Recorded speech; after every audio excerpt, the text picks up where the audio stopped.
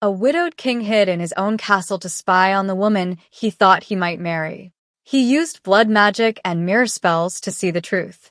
His heart, already broken by loss, shattered again when he saw her cruelty toward his infant sons. But he also saw something unexpected: the quiet cleaning lady who loved his children as fiercely as their own mother once had. What happened next would change all their lives forever. Lucian Draven stood alone in the forgotten west tower of Obsidian Castle, surrounded by 7 enchanted mirrors that pulsed with crimson light. Each mirror reflected a different chamber of his domain: the nursery where his 3 sons slept, the grand hall where courtiers whispered, the private chambers where Seraphina Vale believed she was unwatched. The blood ritual he'd performed at midnight still left dark stains on his fingertips. He took a slow breath, unnecessary for one who no longer needed air, and felt the weight of what he was about to do. Spying on the woman he'd allowed into his undead heart, the woman his council expected him to marry, the woman who might become queen and stepmother to his heirs, it went against every instinct of honor he'd cultivated over 4 centuries of rule. But something had shifted in recent months. Small things that nagged at the edges of his awareness. The way Seraphina's smile tightened when the triplets cried, how quickly her warmth vanished when no nobles were watching, the subtle comments about how much simpler ruling would be without 3 squalling distractions underfoot. Hi, my beautiful family. Thank you for sticking around with me through our trying times. I really appreciate your love and support. We're finally back again to give you many more beautiful stories. If you're already hooked in for today's story and ready to enjoy it, click subscribe and let me know in the comments where you're watching from, because tomorrow I will be giving you another story just as interesting as this one, and you don't want to miss it. Now, let us begin. The princes were barely 6 months old. Aiden, Silas, and Rowan, 3 miracles born in a storm of blood and grief. Lucian had never imagined he'd be raising them alone. For 300 years, he'd ruled the Obsidian Dominion alongside his queen, Evelyn. They'd waited decades to conceive, believing vampiric fertility was a gift bestowed only by ancient magic and perfect timing. When Evelyn finally became pregnant, the entire kingdom had rejoiced. But the joy lasted only until that terrible night when thunder shook the castle walls and midwives ran through corridors with blood-stained hands. She'd given him 3 sons, and then she'd slipped away, her final words a whispered plea he could barely hear over the infants' cries. Protect them. Love them. Don't let anyone unworthy near them. Lucian had buried his queen in the royal crypt and sworn on her tomb that he would rather rule alone for eternity than allow someone false to touch his children. Seraphina Vale had entered his life 4 months after the funeral.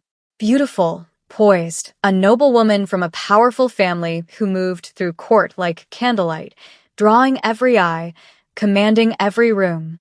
At first, she'd seemed genuinely charmed by the princes.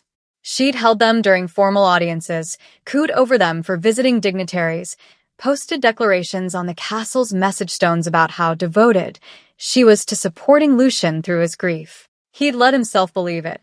He'd wanted to believe that perhaps he could have both: the family he'd promised Evelyn and a partner to share the burden of the crown. But lately, when the court dispersed and the scribes stopped watching, Seraphina changed. Her laughter evaporated. Her patience turned brittle, and Lucian began to suspect that her interest wasn't in the grieving father or the 3 vulnerable heirs, but only in the ancient crown and the power it represented. An old Draven tradition had surfaced in his memories: the Vigil of Shadows, where a ruler disappeared to test a potential consort's true character. His grandfather had done it, his great-grandmother before that. The castle itself held the magic needed: mirrors that showed truth, wards that bent perception, shadow spells that could hide even a king from mortal and immortal eyes alike. 3 days ago, Lucian had announced to his council that he must travel north to negotiate a truce with the Silver Court, a diplomatic mission that could take a full week. Seraphina had been left as the acting lady of the castle, with full authority over the household and nursery. Only the ancient stones and a handful of bound spirits knew the truth. Lucian had never left. He'd slipped through shadow paths and sealed himself in the West Tower, activating magic that hadn't been used since his grandfather's reign. Now, as pale dawn light filtered through the tower's narrow windows, Lucian settled into the throne-like chair carved from black stone and fixed his gaze on the mirror showing the royal nursery. The three cradles sat side by side, each marked with a sigil. Aiden with a silver crescent, Silas with an obsidian raven, Rowan with a thorned rose. Soft blankets embroidered by Evelyn's own hands covered the sleeping infants. Then Rowan began to fuss, a small whimper that quickly grew into a full cry. Within seconds, his brothers joined him, their voices rising in the particular chorus that signaled hunger or discomfort or simply the need to be held. The nursery door opened. Seraphina entered, still wearing the crimson silk dressing gown she favored for late mornings. But her face, the face Lucian had kissed just yesterday before his supposed departure, was utterly transformed. The gentle smile she wore in public had vanished, replaced by something cold and sharp. She stopped in the doorway and stared at the three crying infants with undisguised contempt. "Gods below," she muttered, her voice carrying perfectly through the enchanted mirror. "Not again. 3 of them. Why did it have to be 3? Lucian's hands tightened on the armrests, his fingernails lengthening into claws before he forced them back. He couldn't storm down there. Not yet. He needed to see more.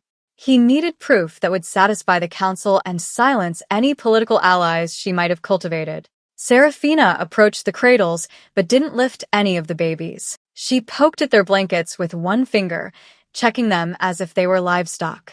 "You're not wet. You ate 2 hours ago. So, what's your problem now? All you do is scream and demand and prevent me from getting a single moment's peace." The princes cried harder, reaching tiny hands toward her, desperate for comfort. "Especially you," Seraphina hissed at Aiden, whose cries were loudest. "You're always the instigator. If I had my way—" She stopped herself, glanced around as if remembering even walls might have ears, then lowered her voice to something Lucian had to strain to hear. "If I had my way, you'd all be in a monastery by next month. Far away. Forgotten. And this castle would finally be mine." She turned and left, closing the door behind her and muffling the infant's desperate wails. In the tower, Lucian's vision flickered red at the edges. His fangs extended fully, and the temperature in the chamber plummeted until frost formed on the mirror glass. That woman, that creature wearing nobility like a costume, had just threatened his sons. Had just revealed a plot to remove them from the line of succession. But he still forced himself. He needed more. He needed to see everything. The mirror showed Seraphina moving to the great hall, where she poured herself wine and settled onto a velvet couch, picking up a book of court genealogy, as if the crying children 3 corridors away simply didn't exist. 5 minutes passed. 10. 20. The infant's cries grew hoarse and desperate. Lucian was on the verge of abandoning the test entirely when he heard a door open in the nursery corridor, not the main entrance, but the servants' passage. A figure in a simple blue dress and white apron hurried into view. Mara Lorien, the cleaning woman who worked in the castle's forgotten corners and spoke to almost no one. She shouldn't have been there. Her shift didn't start until afternoon. But she moved straight to the nursery, pushed open the door, and rushed to the crying infants with the urgency of someone hearing a loved one in pain. "Sure, my little princes," she whispered, gathering Rowan into her arms first, then somehow balancing Silas against her shoulder while keeping one hand on Aiden's chest. "I'm here. You're not alone. I'm here." And then she began to sing. Lucian's dead heart lurched painfully in his chest. The melody, he knew that melody. It was the lullaby Evelyn used to hum while walking the castle battlements during her pregnancy, the one she'd sung to the newborns in those brief hours before her death. Only 3 people in the entire kingdom had known that song: Evelyn, Lucian, and the young maid who'd been present in the birthing chamber that terrible night. The same maid who now stood in his nursery, tears streaming down her face as she rocked his sons and sang his dead wife's lullaby. The infants calmed instantly, tiny fingers curling into Mara's dress, small faces pressed against her shoulder as if they recognized safety itself. Lucian stared at the mirror, revelation crashing over him like a winter storm. Mara wasn't just a cleaning woman. She was Evelyn's confidant, the one his queen had trusted with her final words, the one who'd made a vow in blood and grief to protect the princes. And she'd taken a servant's position, invisible, dismissed, powerless, just to stay close to them. While the woman Lucian had nearly proposed to sat in the great hall drinking wine and plotting to destroy his family, the woman everyone ignored was the only thing standing between his sons and abandonment. This test, Lucian whispered to the empty tower, his voice rough with emotion he'd tried to bury for months, has only just begun. And no one, not Seraphina, not the council, not even I, is prepared for what it will reveal. By midday, the enchanted mirrors showed Lucian a performance worthy of the finest theater troupe in the Obsidian Dominion. Seraphina descended the grand staircase in a gown of midnight blue silk, her dark hair swept into an elaborate style adorned with silver combs. She moved through the great hall with practiced grace, nodding to advisors, touching arms with just the right amount of familiarity, her smile warm and reassuring. "My lords," she addressed the gathered council members, her voice carrying the perfect blend of deference and confidence. "King Lucian entrusted me with maintaining stability during his absence. I've reviewed the grain reports from the eastern provinces. The harvest projections are promising, but we should increase reserves before winter." Councillor Theron, a vampire nearly as old as Lucian himself, nodded approvingly. "Wise counsel, Lady Vale. The king chose well in leaving you to oversee matters." "I only hope to serve the realm," Seraphina replied, lowering her eyes modestly. "And, of course, to care for our precious princes. They are my constant concern." Lucian watched from the tower, his jaw tight. She spoke of the infants with such tenderness that even he might have believed it if he hadn't seen her standing over their cradles 2 hours earlier, calling them parasites under her breath. The meeting continued. Seraphina made suggestions about trade routes, asked pointed questions about noble families' loyalties, and subtly positioned herself as indispensable. She was competent, Lucian had to admit. Politically astute. Under different circumstances, she might have made a formidable queen. But then the council adjourned, and Lucian shifted his attention to a different mirror, the one showing the nursery corridor. Mara emerged from the servants' quarters carrying a basket of freshly laundered linens. She paused at the nursery door, listening, then slipped inside. The princes were awake but calm, staring up at the mobile of crystal stars that hung above their cradles. "Good morning, little ones," Mara whispered, setting down her basket. She moved to each cradle, checking blankets and adjusting pillows with the careful attention of someone who'd done this 1,000 times. "Did you sleep well? Your mother used to say that babies dream of starlight. I wonder if you dream of her." She picked up Silas, who'd begun to fuss, and settled into the rocking chair near the window. "Let me tell you about the day you were born," she murmured, her voice so soft the enchanted mirror barely caught it. "There was a storm, the worst in a century. Lightning split the sky, and your mother. She was so brave. She knew what was coming, but she never stopped fighting to bring you into this world." Lucian leaned forward, transfixed. No one spoke of Evelyn's death. The court had collectively decided it was too painful a subject for their grieving king. But Mara spoke of her as if she were still present, as if her memory deserved to live in her son's ears. "She made me promise," Mara continued, rocking gently. She said, "Mara, if something happens to me, watch over them. They'll need someone who remembers me, who can tell them stories when their father's grief makes him silent." A tear slid down her cheek. "I've kept that promise, my prince." Every day, she reached into her apron pocket and pulled out a small cloth bundle. Inside were 3 braided cords, silver, black, and red, each tied with an intricate knot. Lucian recognized them immediately. Protective charms from the old magic, the kind Evelyn used to weave. Mara hung one above each cradle, whispering words in the ancient tongue that even Lucian's enhanced hearing couldn't quite catch. In the servants' wing, 2 maids huddled near the kitchen hearth, their voices low. "Did you see Lady Vale this morning?" the younger one asked. All smiles and grace in the great hall.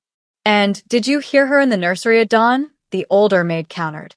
"I was bringing fresh linens. She was calling those poor babies burdens. Said she wished there was only one, or better yet, none." "Hush. If she hears you, she won't. She's too busy playing queen." The older maid shook her head. "Thank the old gods for Mara. She's the only one who truly cares for those children. I've seen her skip meals to sit with them when they're fussy. She's more mother to them than that ambitious viper will ever be." "Does Lady Vale know?" "She knows everyone relies on Mara.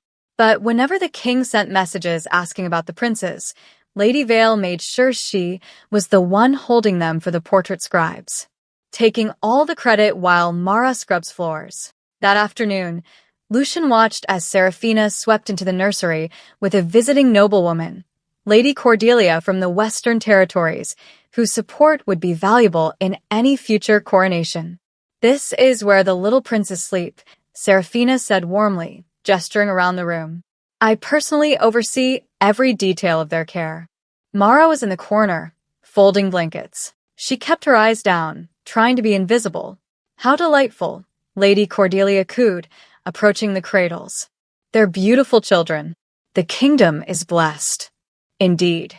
I like to think of them as—" Seraphina stopped abruptly, her smile freezing as Aiden began to cry. "Then Rowan. Then Silas." Lady Cordelia looked amused. Feeding time?" "Actually," Seraphina said, her voice tight, "the nursemaid was supposed to have them settled before this meeting." "You there?" She snapped her fingers at Mara. "Leave them. I need this space for private conversation." Mara looked up confused.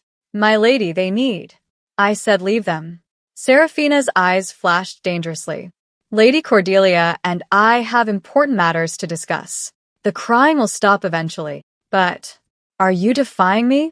Seraphina took a step forward, her voice dropping to a hiss that Lady Cordelia couldn't hear over the baby's cries. "Know your place, cleaning woman, or you'll find yourself scrubbing the dungeon floors instead."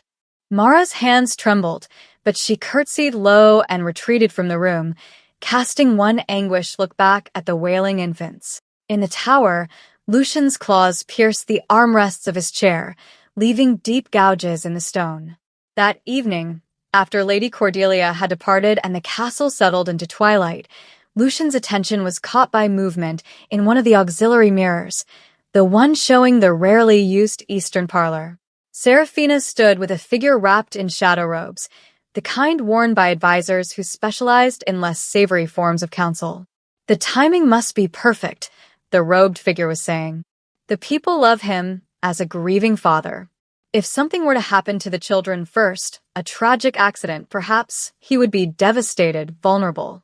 Then, after a proper mourning period, he would need comfort," Seraphina finished, her voice cold and calculating. "Someone to help him through the grief. Someone he already trusts." "Precisely. And once you're queen, well, widows remarry all the time in our world, especially when an unfortunate illness strikes. The princes are the obstacle," Seraphina said flatly. "Once they're removed, everything else falls into place. The council already sees me as capable of ruling. Then we proceed as discussed. The monastery will take them within the month. They'll be well paid to ensure the children simply fade from memory."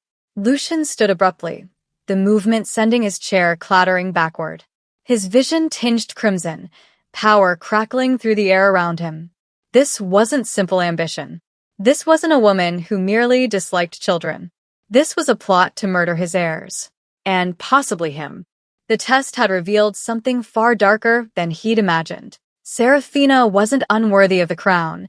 She was a direct threat to everything he'd sworn to protect. And somewhere below, in the shadowed corridors of his castle, a cleaning woman with ancient protective charms in her pockets was the only barrier between his sons and elimination. Lucian pressed his palm against the mirror showing the nursery, where Mara had returned despite Seraphina's orders, rocking all three babies while singing Evelyn's lullaby. "Hold on," he whispered to her image. "Just hold on a little longer." The reckoning was coming. But first, he needed every piece of evidence locked in these mirrors, irrefutable proof that would justify what he was about to unleash. Lucian couldn't tear his gaze from the mirror. Mara sat in the rocking chair, all three princes somehow cradled in her arms, Aiden against her chest, Silas tucked in the crook of her left elbow, Rowan nestled against her right shoulder. It should have been impossible to hold three infants at once, but she managed it with the practiced ease of someone who'd done this countless times before. The lullaby continued, soft and achingly familiar. Stars above and shadows deep. Guard these souls while kingdoms sleep, moon and magic, blood and bone. You are loved. You're not alone. Evelyn used to sing those words. Lucian remembered watching her pace the battlements during her pregnancy, one hand on her swollen belly, that melody drifting through the night air like a prayer. The wound he'd tried to seal with duty and distance ripped open fresh. 6 months. It had been 6 months since he'd held his dying wife, since he'd felt her blood cooling on his hands, since he'd heard her final gasps between the newborn's first cries. He'd barely allowed himself to grieve. A kingdom couldn't mourn forever. The heirs needed protection. The court needed stability. But watching Mara rock his sons, seeing them peaceful in her arms when they'd been screaming moments before, Lucian felt the full weight of everything he'd lost crash over him like a midnight wave. 6 months earlier, the birthing chamber. Thunder shook the castle foundations. Lightning split the sky in jagged white forks, illuminating the chaos inside the royal bedchamber. More towels, the head midwife shouted. And someone get the king, now. Lucian burst through the door, his formal council robes abandoned somewhere in the corridor. Evelyn lay on the bed, her face pale as moonlight, her nightgown soaked with blood and sweat. "Lucian," she gasped, reaching for him with trembling fingers. He took her hand, brought it to his lips. I'm here, beloved. Something's wrong." Her eyes, those beautiful amber eyes that had captured him 300 years ago, filled with tears. "I can feel it. The babies are coming, but I don't think I'm strong enough." "Don't say that." His voice broke. "You're the strongest person I know. You've survived wars, plagues, assassination attempts. This is different." She gripped his hand with surprising strength. "Promise me something. If I don't survive this night, Evelyn, promise me." Her voice rose, desperate. "Promise you'll protect them. All 3 of them. Don't let anyone near them who doesn't truly love them. Don't let ambition or politics destroy what we made together. I promise. On my bloodline, on my crown, on everything I am, I promise." The midwives swarmed around them. "Your Majesty, you need to step back. The first child is coming." The next hours blurred into screaming and blood, and the overwhelming scent of magic and mortality intertwined. The first cry pierced the air, thin and reedy but fierce. "A boy," the midwife announced. Then another. Another boy. And finally, as dawn light crept through the windows, a third son, Your Majesty. 3 princes, 3 heirs, 3 miracles. But Evelyn was fading. Lucian knelt beside the bed, cradling her against his chest while midwives rushed around them trying to stop the bleeding. "Stay with me," he begged. "Please, Evelyn, stay." "I can't." Her voice was barely a whisper. "But they need someone who remembers me. Someone who'll tell them stories." She reached out with a blood-stained hand, grasping weakly at the air. A young maid, barely 20, with dark hair and frightened eyes, stepped forward instinctively. Evelyn caught her wrist, smearing blood across the girl's skin. "Your name?" "Mara, Your Majesty." "Mara Lorien." "Mara." Evelyn's eyes locked onto hers with desperate intensity. "I'm dying. I can feel the veil between worlds thinning. But my sons..." She glanced at the 3 swaddled infants being cleaned by the midwives. "They need someone. Someone who'll watch over them when grief makes my husband turn away. Someone who'll remember me for them. Your Majesty, I'm just a... Promise me." Evelyn's grip tightened, supernatural strength flooding through her in those final moments. "Blood oath, Mara Lorien. Promise me you'll guard them, protect them, love them as I would have." Mara's eyes filled with tears. "I promise." I swear on my life, Your Majesty. Thank you. Evelyn released her wrist, where a crimson handprint remained. They'll need you. More than anyone knows. Then she turned back to Lucian, touched his face one last time, and whispered, Aiden, Silas, and Rowan. Those are their names. Tell them their mother loved them more than Starlight. And she was gone. Lucian blinked, pulled back to the present by the sound of a door closing in the mirror. Mara had finished settling the princes and was leaving the nursery, her shoulders slumped with exhaustion. He shifted his attention to a different mirror, one showing the servants' quarters in the castle's eastern wing.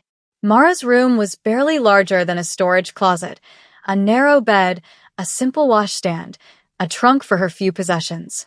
She closed the door behind her and leaned against it, finally allowing herself to break.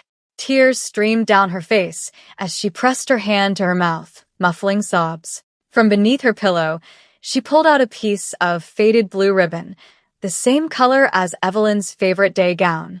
She clutched it to her chest, rocking slightly. I'm trying, she whispered to the empty room. I'm trying, my queen. But she wants to hurt them. That woman. She wants to send them away or worse. And I'm just a maid. How am I supposed to stop her? She looked down at her wrist, where a faint scar remained. The ghost of Evelyn's bloody handprint, never fully faded despite 6 months of scrubbing floors. You asked me to protect them. I swore on my life. But if she discovers what I know, if she realizes I'm watching, Mara's voice hardened. Then I'll die keeping that promise, just like you did bringing them into this world. She tied the ribbon around her wrist, hiding it beneath her sleeve, and straightened her shoulders. One more day. I can last one more day. And maybe the king will return. Maybe he'll see the truth. In the tower, Lucian stood abruptly, pieces falling into place with devastating clarity. The lullaby, the protective charms. The way she held the infants as if she'd done it since birth, because she had been there since birth. She'd been in that blood-soaked chamber, had received his dying wife's final command, and had carried that burden alone for 6 months. While he'd been drowning in grief and duty, while he'd been courting a viper, while he'd been blind to everything except his own pain, Mara had been keeping her promise. Every day, every night, in silence and invisibility. She'd sacrificed any chance at a better life to stay near 3 babies who couldn't even know what she'd given up for them. And now she was in danger because of him. Because he'd brought Serafina into their lives. Because his test had allowed that creature to show her true nature.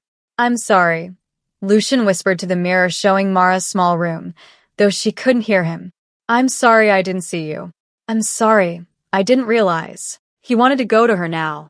To reveal himself, to thank her, to promise her the world for what she'd done. But he couldn't. Not yet. The test had to run its course. He needed undeniable evidence of Serafina's plot, enough to justify her exile in front of the council, enough to prevent civil unrest when he cast out a noblewoman beloved by half the court. And that meant watching. Waiting. It meant forcing Mara to face danger alone for a few more days while he gathered proof. Forgive me, he said, pressing his palm against the cold mirror glass. Just hold on. I see you now. And when this is over, I swear, on Evelyn's memory, no one will ever dismiss you as invisible again. But even as he made that promise, dread coiled in his chest. Because the mirrors showed Serafina pacing in her chambers, discussing timelines with her shadowed advisor. And the timeline they spoke of was rapidly approaching. He had perhaps 3 days before they moved against the princes. 3 days to collect evidence. 3 days to prepare his counterstrike. 3 days to hope that Mara's courage and a blood oath made in a dying queen's final moments would be enough to keep his sons alive. The next morning brought visitors, 3 minor nobles from the southern territories, their allegiances still undeclared in the quiet political dance surrounding Serafina's anticipated coronation. Lucian watched through the mirrors as she orchestrated the performance with calculated precision. Lord Vesper, Lady Kane, how wonderful to see you. Serafina glided into the receiving hall wearing dove-gray silk that spoke of tasteful mourning and humble service. I know these are difficult times. with our beloved king attending to diplomatic matters, but the kingdom endures. And the young princes? Lady Kane asked. We've heard such lovely things about how you've cared for them in King Lucian's absence. They are my greatest joy. Seraphina's smile was radiant. In fact, why don't I have them brought down? They should meet their father's loyal subjects. She snapped her fingers at a nearby servant. Fetch the princes. Immediately. Minutes later, 3 nursemaids appeared carrying the infants, but Lucian noticed Mara wasn't among them. The babies looked uncomfortable in their formal christening gowns, tiny faces scrunched with displeasure. Aren't they precious? Seraphina cooed, taking Aiden from the nursemaid and holding him up like a trophy.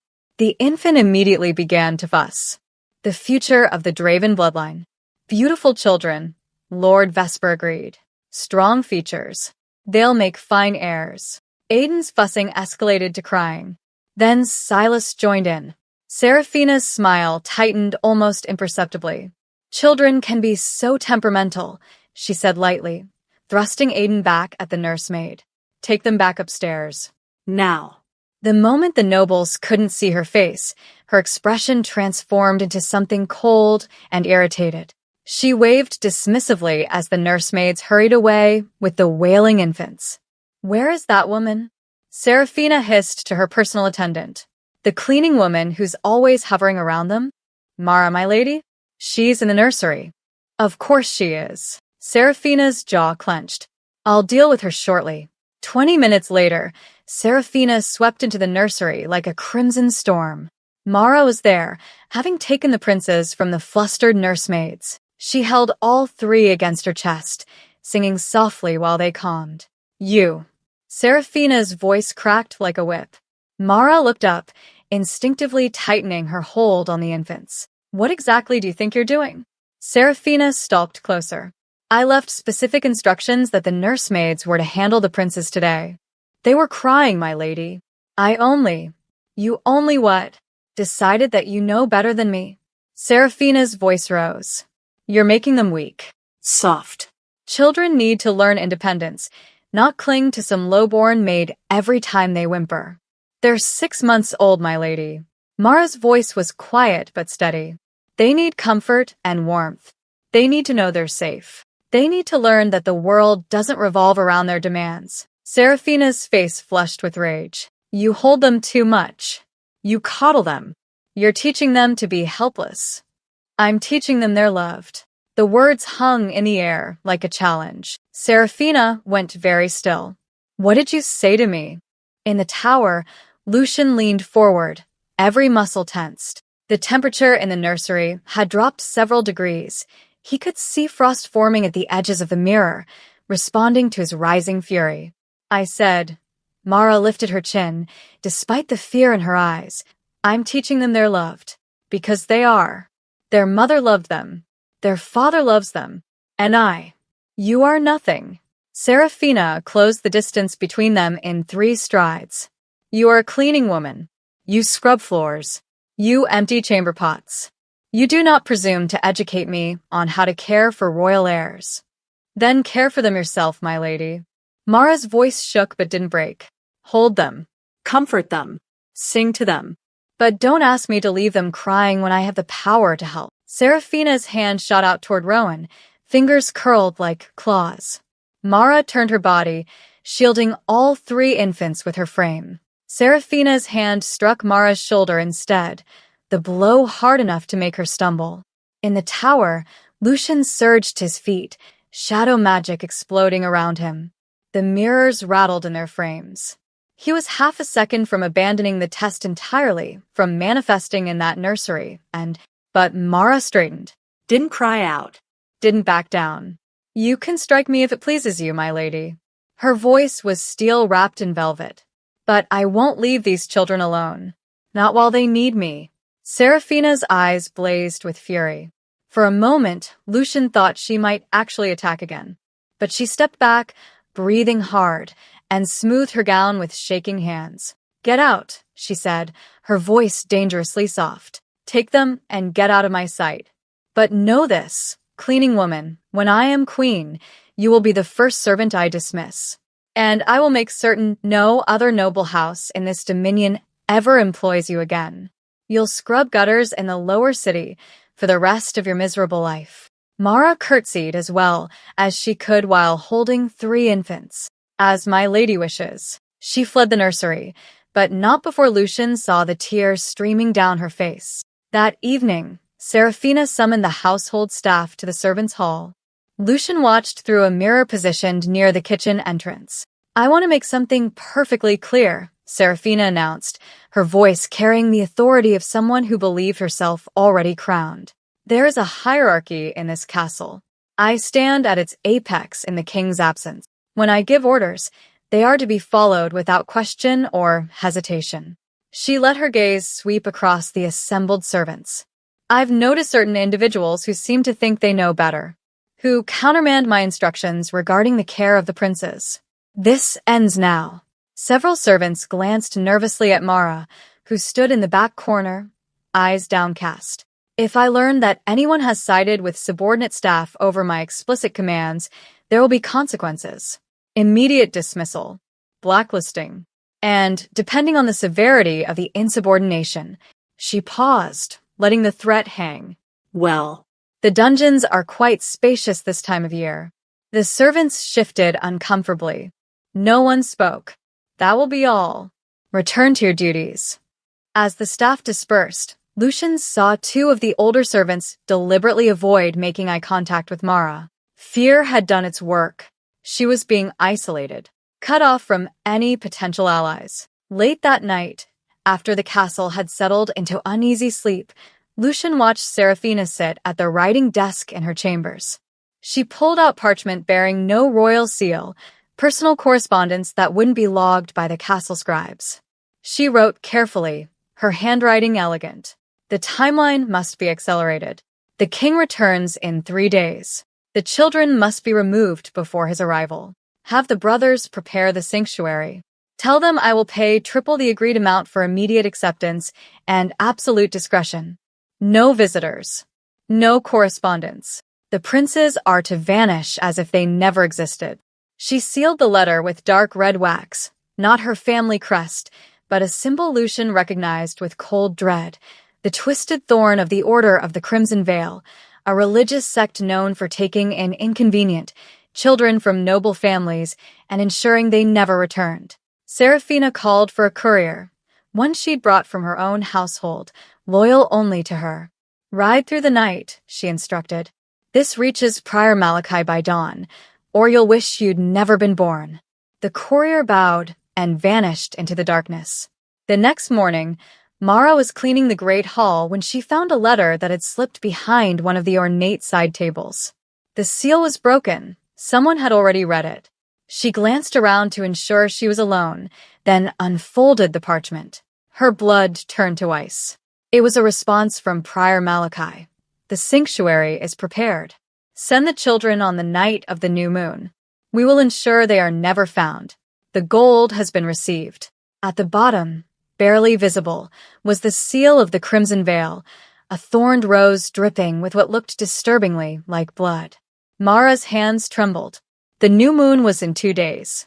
She looked up at the empty great hall, at the throne where Lucian should have been sitting, at the castle that suddenly felt like a trap closing around 3 helpless infants. "Please," she whispered to the absent king, to the ghost of her dead queen, to any gods who might be listening. "Please come back. I don't know how much longer I can protect them alone." But the castle remained silent, and the shadows seemed to grow deeper, and somewhere in the distance, a clock chimed, counting down the hours until Serafina's plan would be set in motion. Mara couldn't sleep. The letter from Prior Malachi burned in her memory like a brand. 2 days until the new moon. 2 days until Serafina would try to make the princes disappear.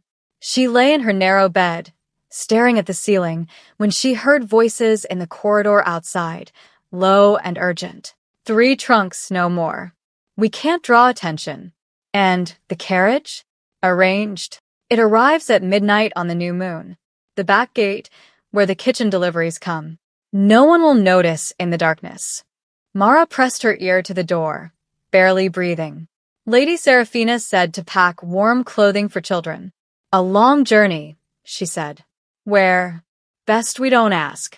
But I heard her mention a monastery in the northern wastes, where the snow never melts and visitors never come. The voices faded down the corridor. Mara dressed quickly, her heart hammering. She needed answers, real answers, not just fragments of overheard conversations. And she knew exactly where to look. The old wing of Obsidian Castle was forbidden to most servants. Ancient corridors where the stones remembered centuries of Draven rule and whispered secrets to those who listened. Mara had only been there once, 6 months ago, when Queen Evelyn had asked her to retrieve something from the private chapel. Now, carrying a single candle, Mara navigated the dusty passageways. Cobwebs hung like funeral shrouds. Her footsteps echoed strangely, as if the castle itself was holding its breath. She remembered the path, left at the portrait gallery, through the hall of stained glass, down the spiral stairs that smelled of old incense and older magic. The chapel door stood at the end of a corridor lined with faded tapestries. It was locked, of course, but Mara had kept the key Evelyn gave her that day, worn on a chain around her neck beneath her dress. The lock clicked. The door opened with a groan of ancient hinges. Inside, moonlight filtered through a circular window above a small altar. Candles sat in brackets on the walls, unlit for months. The air tasted of abandonment and grief. Mara's candle flame flickered as she approached the altar. Behind it stood a statue of an ancient goddess, the Lady of Shadows, patron of mothers and protectors. At her stone feet lay offerings, dried flowers, a child's wooden toy, a leather-bound journal. Mara's breath caught. She knew that journal.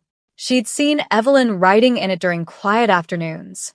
With trembling hands, she opened it. "If you're reading this, I am likely dead.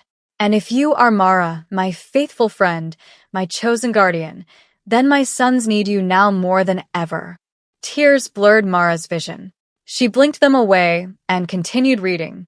"I've seen the future in dreams, the way our bloodline sometimes does. I've seen Lucian alone, grieving, vulnerable to those who would use his pain against him. I've seen a woman in red who smiles with poison on her lips. I've seen my children in danger." The next entry was dated 3 days before the triplets' birth. "Lucian doesn't know, but I've prepared protections. Hidden throughout the castle are charms I've woven with blood and moonlight. In this chapel, in the drawer beneath the goddess's feet, I've left something for whoever watches over my sons, a ward stone keyed to their blood. If they are ever in mortal danger, it will burn hot. Whoever holds it will know." Mara knelt before the statue and found the hidden drawer. Inside lay a smooth black stone the size of a robin's egg, etched with silver runes that glowed faintly in the candlelight. The moment her fingers touched it, the stone flared with heat, not enough to burn, but enough to send a clear message. The princes are in danger. "Now." "I know," Mara whispered. "I know, my queen. I'm trying." She turned the page and found one final entry. "If Lucian grieves too deeply, if he cannot see clearly, he may resort to the old ways. The vigil of shadows, the test of the consort. Our ancestors used it when they couldn't trust their own judgment. The ruler disappears, but watches from hidden places. Mara, if Lucian vanishes on a diplomatic mission and leaves someone else in charge, knows this. He is not truly left. He is watching, testing. And you must hold on until he reveals himself." Mara's hand flew to her mouth. The diplomatic mission. The too convenient timing. The way Seraphina had seemed almost relieved when Lucian announced his departure. "He's still here," she breathed. "He's been watching all along." But if he was watching, why hadn't he stopped Seraphina? Why hadn't he intervened? Unless he needs proof. Evidence the council cannot deny. Which meant Mara was on her own for 2 more days. 2 more days to keep the princes safe while Lucian gathered whatever evidence he needed to bring Seraphina down. She tucked the journal and the wardstone into her apron, along with several protective charms she found in the drawer, woven silver threads that hummed with Evelyn's residual magic. As she turned to leave, a floorboard creaked behind her. Mara spun around, her heart leaping into her throat. A figure stood in the chapel doorway, One of the guards from Seraphina's personal retinue, his face half-shadowed in the candlelight. "Interesting place for a cleaning woman to be wandering," he said softly. "Especially at this hour. Especially in a forbidden wing of the castle. I was just, doesn't matter." He smiled, but it didn't reach his eyes. "Lady Seraphina has been wondering what you're up to. Following you has been quite enlightening. A secret chapel. Hidden journals. You're not just an ordinary servant, are you?" Mara backed toward the altar, her mind racing. "I serve the princes. That's all. That's enough." The guards stepped into the chapel. "Lady Seraphina will want to know about this. Every detail. And I suspect she'll have questions for you. The kind asked in very private rooms, where no one can hear you scream." He reached for her, and Mara did the only thing she could think of. She grabbed one of the heavy brass candlesticks from the altar and swung it with all her strength. The guard stumbled back, more surprised than hurt. It gave Mara just enough time to dart past him, through the door, into the dark corridor beyond. His shout echoed behind her. "Guards, stop that woman." Mara ran through the ancient halls, clutching the journal and the wardstone, knowing that everything had just changed. Seraphina would know she was searching for answers. The guard would report what he'd seen. The new moon was 2 days away, but Mara's time had just run out. The next morning, Seraphina's patience finally shattered completely. "I can't sleep with that incessant noise above my chambers," she snapped at the head butler. "Move their cradles to the east wing, the old nursery near the servants' quarters. I don't care if it's colder. Let them learn resilience. But, my lady, that wing hasn't been heated in months. Did I ask for your opinion?" Her voice could have cut glass. "Move them. Now." Lucian watched through the mirrors as servants scrambled to obey, carrying the 3 ornate cradles down corridors and up staircases toward the abandoned east wing. Mara trailed behind them, her face pale with worry, the wardstone hidden in her apron burning hot against her skin. The procession reached a narrow stairwell, stone steps worn smooth by centuries of use. The lead servant, nervous under Seraphina's glare, moved too quickly. His foot caught on an uneven step. Rowan's cradle tilted and began to fall. Time seemed to slow. The cradle tumbled forward, the infant inside too young to even understand the danger, his small body about to be thrown against stone. Mara lunged. She threw herself down the stairs, her arms outstretched, body positioned beneath the falling cradle. Her shoulder struck the steps hard enough to crack bone, but she caught the cradle, twisted her body to absorb the impact, and curled around Rowan as they both crashed to the landing below. Pain exploded through her. The world tilted. But the baby in her arms was crying, which meant he was breathing, alive, safe. The other servants rushed forward, shouting, trying to help, and then everything stopped. The servants froze mid-motion, expressions locked in place like statues. The candle flames in the wall sconces ceased flickering. Even the dust motes in the air hung motionless. Darkness folded around Mara and the 3 cradles like a living thing. When it pulled back, she was no longer on the stairwell. She was in a circular chamber lined with glowing mirrors and carved with ancient runes. And standing before her, pale and terrible and furious, was the man she'd thought was leagues away on a diplomatic mission. "Your Majesty," Mara gasped, trying to rise despite her injured shoulder. "Don't move." Lucian's voice was raw.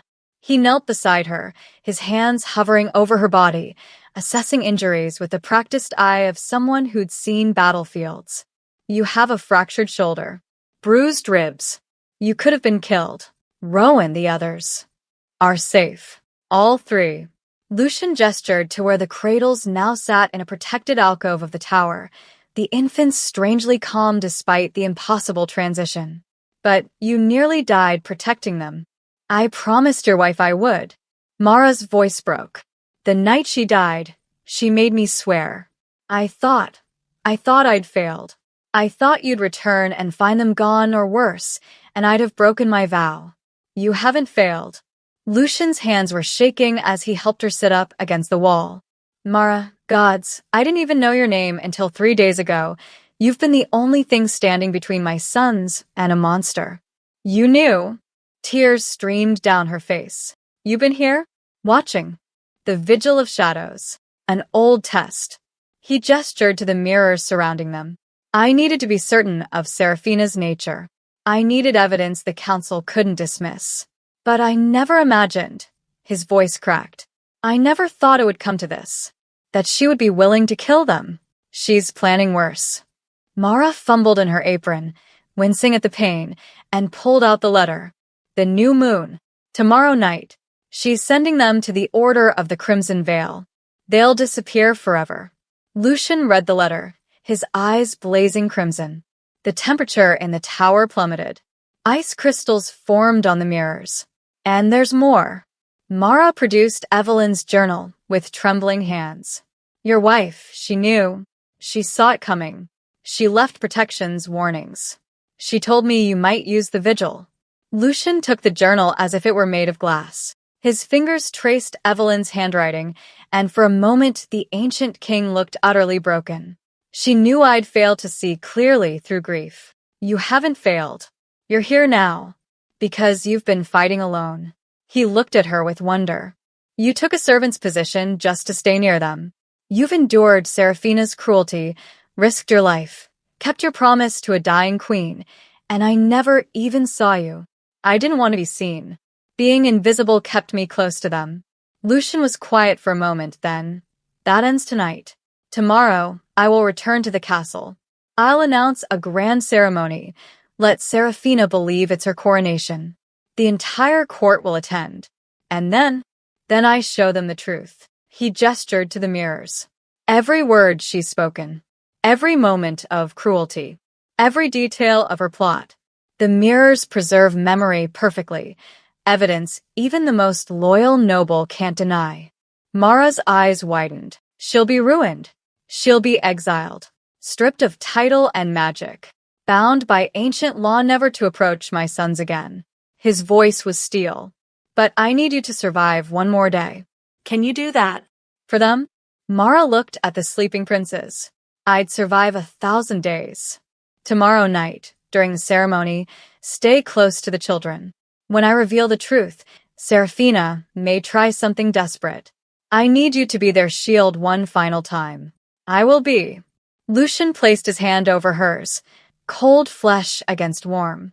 After this is over, you'll never scrub another floor. You'll be named Keeper of the Crown Princes, with rank and protection, and everything you should have been given from the beginning. Do you understand? I only want them safe. They will be. I swear it, in Evelyn's memory. He stood, drawing shadows around himself once more. Hold tight to the children. This will feel strange. Darkness folded around them again. When it cleared, Mara was back on the stairwell landing, time resuming as if nothing had happened. The servants rushed forward, helping her up, exclaiming over the near disaster. But now Mara wasn't afraid. Because somewhere in the castle, hidden in shadow and mirror light, a king was preparing for war. And tomorrow night, the woman in red would finally face the reckoning she'd earned. By noon, the entire castle buzzed with anticipation. Word had spread like wildfire. King Lucian would return at sunset, and a grand ceremony would follow immediately in the throne hall. Seraphina received the news in her chambers, and her smile was triumphant. Finally, she breathed, turning to her reflection. Finally, he'll make it official. She summoned seamstresses, jewelers, and hairdressers. I want perfection. A gown worthy of a queen. Crimson velvet, the color of power and blood. Jewels at the throat and wrists. And here, she traced a pattern across the bodice, embroidered thorns in silver thread. A reminder that beauty has edges. The servants worked frantically through the afternoon, creating a masterpiece designed to make Seraphina unforgettable. But first, she had one final loose end to address. You. Seraphina found Mara in the corridor outside the nursery, her voice sharp as a blade. I have a task for you. Mara curtsied, keeping her injured shoulder still. My lady, the great hall needs to be scrubbed before tonight's ceremony. Every stone, every corner. I want it spotless. Seraphina's smile was cruel. And you are forbidden from entering the nursery until after the ceremony. The nursemaids will handle the princes. But my lady, they know me. They'll be distressed. That is not my concern. Seraphina leaned closer. In fact, after tonight, it will never be your concern again. Once I am queen, you're dismissed. I'll see you escorted from the castle before dawn tomorrow. Understood. Mara's jaw tightened, but she nodded. As my lady commands. She went to the great hall and began scrubbing, but within an hour, the sounds of 3 infants wailing echoed through the castle corridors. The nursemaids tried everything, feeding, rocking, singing. Nothing worked. Finally, one of the older servants, the woman who'd gossiped in the kitchen days before, appeared in the great hall. The princes won't stop crying, she said quietly. They're asking for you. Well, as much as babies can ask. Mara looked toward the throne hall entrance, where Seraphina's guards stood watch. The back stairway, the servant whispered. I'll keep watch. Mara slipped through the castle's hidden passages, the same routes she'd learned following Queen Evelyn. She reached the nursery through the servants' entrance and gathered the infants in her arms. Their cries stopped instantly. I'm here, she whispered, rocking them gently. Just a little longer. I promise, just a little longer. In the West Tower, Lucian stood before the 7 mirrors, speaking words in the old tongue, the language of blood and binding. The mirrors began to pulse with crimson light, and thin threads of magic stretched from each one, reaching through stone and shadow toward the throne hall below. When he finished, the mirrors would project every memory they held above the assembled court. Undeniable truth made visible. He practiced the invocation once more, making certain every word was precise. One mistake, and the spell could shatter. Or worse, it could spiral beyond his control, releasing memories that weren't meant for public consumption. Justice, he reminded himself. Not vengeance. Show them only what they need to see. But his hands trembled with rage when he thought of what those mirrors contained. In the council chamber, nobles gathered in small clusters, voices low. Do you think he'll truly crown her? Lord Vesper asked. He must, Lady Kane replied. The kingdom needs stability. A queen, an heir apparent already born. It's perfect. Unless he's had doubts, Counselor Theron said quietly. Lucian is many things, but he's not impulsive. If he's taken this long to decide, Seraphina has the support of half the court. Another noble interjected. Even if he has reservations, politically, he has little choice. We'll know soon enough. As twilight fell, Seraphina stood before her mirror in the crimson gown, jewels glittering at her throat like captured stars. She looked every inch a queen. In the newly relocated nursery, Mara sat with the triplets, having defied Seraphina's orders one final time. She touched the wardstone in her pocket, still warm, still warning of danger. Whatever happens tonight, she whispered to the sleeping infants, I won't let anyone take you. I don't care if she's crowned empress of the entire realm. You're staying with people who love you. In the shadows near the window, invisible and waiting, Lucian watched her cradle his sons. For the first time in 6 months, he felt something other than grief. He felt hope. Hold on, Mara, he whispered to the darkness. Just a few more hours. And then this nightmare ends. The castle bells began to toll, announcing the king's return. The ceremony was about to begin. The great hall had been transformed. Crimson banners bearing the Draven crest hung from every column. 1,000 candles cast dancing shadows across marble floors. The entire court assembled in their finest, nobles, advisors, guards, and servants positioned along the walls. At the stroke of midnight, the massive doors opened. Lucian entered alone, wrapped in a cloak of midnight black, his pale face stark against the darkness. He moved with the lethal grace of a predator, his crimson eyes sweeping across the assembled crowd. No one dared speak. He ascended to the throne but did not sit. Instead, he turned to face the grand staircase. Lady Seraphina Vale, his voice carried through the hall like a winter wind. Join me. Serafina descended the staircase like a vision from a nightmare, beautiful and terrible in crimson velvet, jewels blazing at her throat, her smile radiant with triumph. She looked like a queen already. The nobles whispered appreciatively. This was it, the moment they'd anticipated. Serafina reached the throne platform and began to kneel, expecting Lucian to place a crown upon her head. Instead, he raised both hands and spoke in the old tongue. The candles flickered and dimmed. The chandeliers went dark. And above the throne, 7 mirrors materialized in the air, glowing with crimson light. What? Serafina's smile faltered.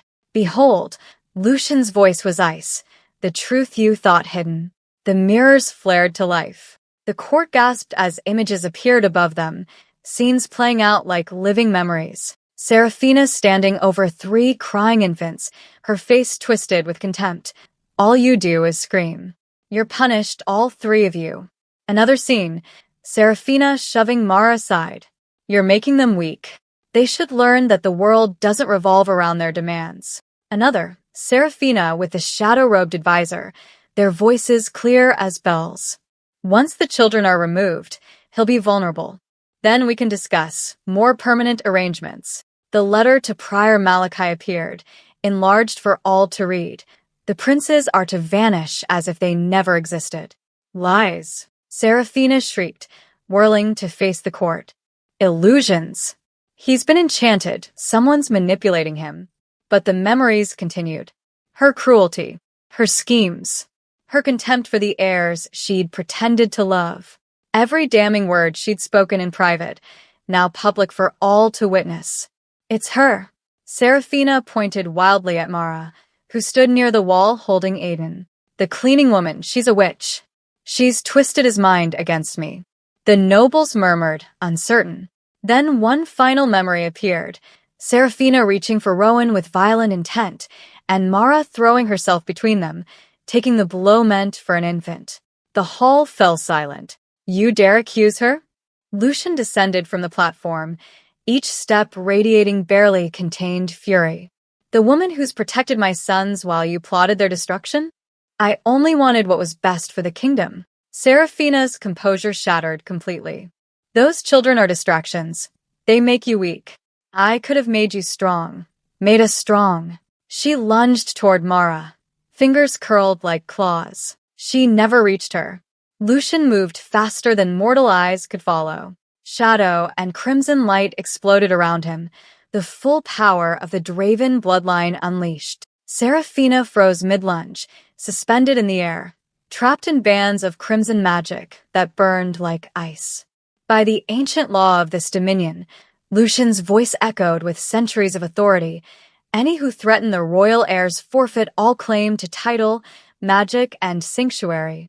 No, please. Serafina struggled against the binding, but it only tightened. Lucian raised his hand, and the magic surrounding Serafina began to pull, extracting something vital from her very essence. She screamed as her vampiric strength, her enhanced senses, her immortality itself were stripped away. When it finished, she collapsed to the floor, human now mortal, powerless.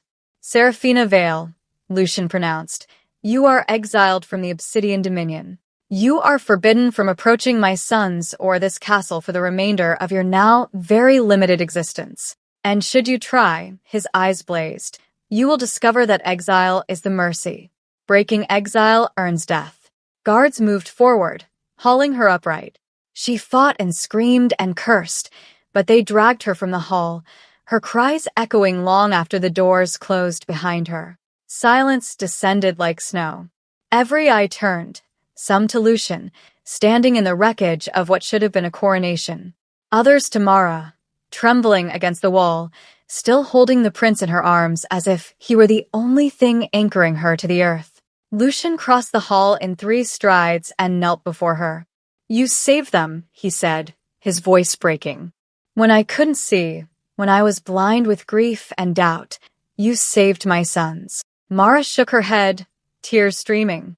I only kept a promise. You kept a kingdom. He stood and addressed the court. Let it be known, Mara Lorien is hereby named Keeper of the Crown Princes, with full authority over their care and protection. She will be given rank, resources, and the gratitude of the Draven line forever. The hall remained silent, stunned. Then, slowly, one by one, the nobles began to kneel, not to the woman they'd expected to crown, but to the cleaning woman who'd proven herself worthy of something far more valuable than a title. She'd earned a king's trust, and the love of 3 princes who would grow up knowing she'd risked everything to keep them safe. 3 days after the shattered coronation, Obsidian Castle felt different. The oppressive weight that had hung over the corridors like funeral cloth had lifted, replaced by something cautious and new. Servants moved with less fear, though they still cast uncertain glances at doorways, as if expecting the nightmare to return. It wouldn't. Serafina was gone, exiled beyond the northern borders with nothing but the clothes on her back and the mortality she'd never wanted. But the castle remembered, and so did its king. On the 4th day, Lucian convened a formal gathering in the smaller throne room, not the grand hall where Serafina's downfall had played out, but an intimate chamber reserved for family matters. The council stood in attendance as Mara entered, still wearing her simple blue dress, still looking like she expected to be dismissed at any moment. Mara Lorien. Lucian's voice was gentle, but carried absolute authority. Step forward. She did, trembling slightly. You are hereby granted the title of Keeper of the Crown Princes, with all rights and privileges that position commands. You will have chambers in the royal wing, adjacent to the nursery. You will have authority over all servants who attend my sons. And you will have the protection of the crown. Anyone who threatens you, threatens me. Mara's eyes filled with tears. Your Majesty, I don't need. You need to be safe. Lucian descended from the throne. You need to be valued. You need to finally be seen, Mara. And my sons need you. As if on cue, Aiden, held by a nursemaid in the back of the room, began reaching toward Mara, making the small distressed sounds that meant he wanted her specifically. The council members smiled. Even the most skeptical among them had watched the mirror memories. They knew who had truly protected the heirs. Accept the honor, Counselor Theron said quietly. You've more than earned it. Mara curtsied low, then went to gather Aiden, who immediately settled against her shoulder. The other princes followed shortly after, all 3 gravitating to her like flowers to sunlight. That evening, after the formal ceremonies ended, Lucian found Mara in the nursery. She sat in the rocking chair, humming Evelyn's lullaby, all 3 princes drowsy in her arms. May I sit? He asked softly. She nodded, and he settled into the chair opposite her. A king sitting with a former cleaning woman, both of them watching the children they'd fought to protect. I failed her, Lucian said finally. Evelyn asked me to protect them, and I nearly let a monster destroy them. You were grieving. Grief makes us blind. You were grieving too, but you still saw clearly enough to act. Mara was quiet for a moment. I had a promise to keep. It gave me purpose when everything else felt impossible. She chose well. Lucian's voice was thick with emotion. She chose someone with a courage I didn't recognize until it was almost too late. Thank you, Mara, for keeping a promise I never heard but desperately needed someone to keep. She loved them so much, Mara whispered. Even knowing she might not survive, she fought to bring them into the world. How could I do anything less than fight to keep them in it? The next day, they went together to the royal crypt, Lucian, Mara, and the 3 princes in a small, enchanted carriage that floated beside them, kept warm by protective spells. The crypt was an ancient stone lit by blue witch flames that never died. At its center lay Evelyn's tomb, carved with roses and ravens, her effigy peaceful in eternal sleep. Mara approached slowly, pulled Evelyn's faded ribbon from her pocket, and laid it across the stone hands. I kept my promise, my queen, she whispered. Your sons are safe. Lucian stood beside her, one hand on the tomb. I swear, beloved, they will grow strong and loved. They will know their mother's courage, and they will never face danger alone again. Behind them, a small sound, Aiden reaching out from the carriage, his tiny hand grasping toward his father. Lucian turned and lifted him gently. Silas tugged at Mara's sleeve, wanting to be held. Rowan dozed peacefully, content as long as both adults remained close. "Look at that," Mara said softly. "They need both of us. Then they'll have both of us." Lucian met her eyes. "For as long as they need. For as long as you'll stay. I'm not going anywhere." As they left the crypt, Lucian paused. For just a moment, he thought he heard something in the distant shadows, a whisper of fabric, a breath of malice. Old instincts flared. Serafina was gone, but she'd had allies. The shadow-robed advisor had escaped, and exile, as any king knew, sometimes bred vengeance rather than surrender. The Dravens had survived one threat, but darkness always found new forms. "What is it?" Mara asked, noticing his tension. "Nothing." He forced himself to relax. "Just old ghosts." But that night, standing on the high balcony overlooking the nursery where all three princes slept peacefully, Lucian allowed himself a moment of quiet vigilance. Mara joined him, standing close enough that their shoulders almost touched. "They're safe now," she said. "They are," he agreed. "Because of you." Below them, the triplets slept, Aiden with one fist curled near his face, Silas tangled in his blankets, Rowan peaceful in the middle. Three small miracles, protected by a king who'd learned to see clearly and a woman who'd never stopped keeping promises. The Obsidian Dominion had survived its trial by shadow. And for the first time since Evelyn's death, the castle felt less like a tomb and more like a home where children could grow, where grief could finally begin healing, and where a new family, fractured but fierce, could face whatever darkness might come next. Together. The end.